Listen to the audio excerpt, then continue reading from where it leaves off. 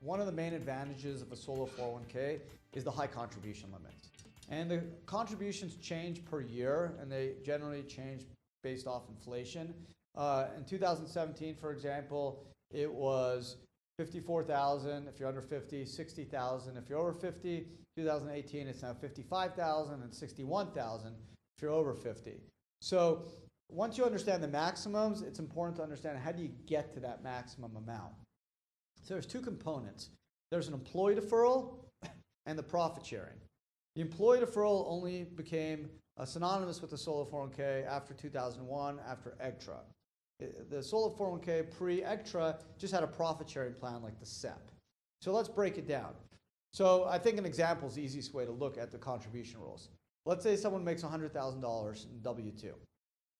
Okay, they can put in, if they're under 50, they can put in $18,500 for dollar. If they're over 50, they can do $24,500 for dollar. So that's just the first component. That's the employee deferral. That can be done in pre-tax, Roth, or after tax. And pre-tax, you get a tax deduction. Roth, it's not tax deductible, but so long as the Roth account's been open 5 years and you're over 59 and a half, pull the money out tax-free. Or you can do what's called an after-tax, which is basically a strategy to go dollar for dollar, and then you can convert to Roth. But you got to make sure your plan allows for the Roth and the after-tax. Not every plan document allows for Roth or after-tax. But that's 18.5 or 24.5 if you're over 50. The profit sharing is like a SEP. If you're self-employed, have a single member LLC, 20% of your comp. If you have a C or an S corp, 25% of your W-2. So let's take someone who has a $100,000 W-2. Under 50, 18.5 plus 25,000. Okay, giving you the aggregate amount. That's since it's under 55,000, you can contribute it. That could be the employee deferral again. Could be pre-tax, Roth, or after-tax. Profit sharing has to be in Roth. Has to be in pre-tax, but you can convert it to Roth. Let's say you're over 50. You can do 24.5 plus 25,000 if you're W-2, giving you 49.5. Now let's say you're a single member LLC or a sole proprietor.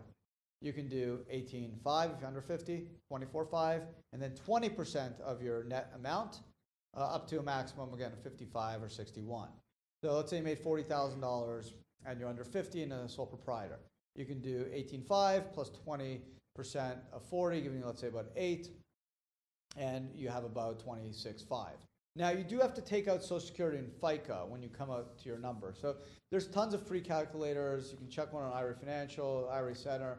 There's tons of free calculators that you can kind of determine how much you can come out, because you have to account for Social Security and FICA. So if you made $10,000, you may not be able to contribute the full 10 as an employee deferral. You may be able to only defer 9,300 or 400. You got to account for some Social Security and FICA.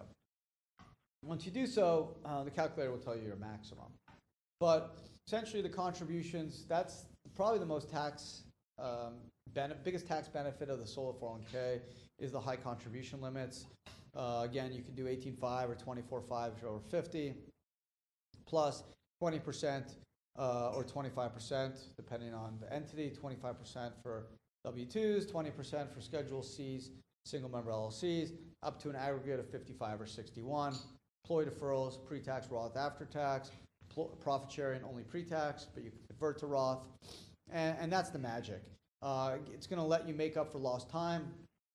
If you've been negligent, haven't made contributions to an IRA, a 401k for many years, and now you're in your 50s or 60s, it's not too late. You can make up for lost time. If you're able to pump up a lot of money in that plan and pump it in, you could really start building up a really nice tax-deferred or tax-free retirement plan account and make up for all those years you just didn't do it.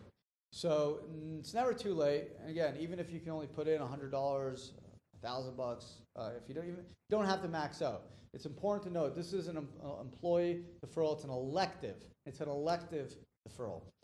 IRS is not putting a gun to your head and forcing you to contribute. You don't have to.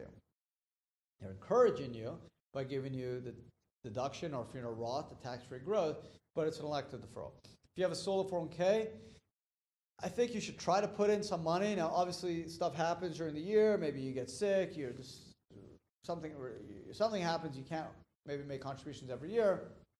have an off year in business, but once every 3-4 years, you should try to put some money in, at least show the IRS that there's a permanency to the plan. But overall, again, the contribution rules, the maximum contribution amount is what makes the solo K so powerful.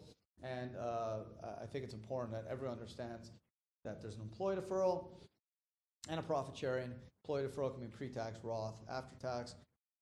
Employer profit sharing and pre-tax can be converted to Roth. And that's a major distinction between the SEP. The SEP does not have catch-up. SEP's only profit sharing, no Roth, no employee deferrals, just the 20 or 25%. Huge, huge, huge difference. And again, that's why the solo 401k wins every time over the SEP.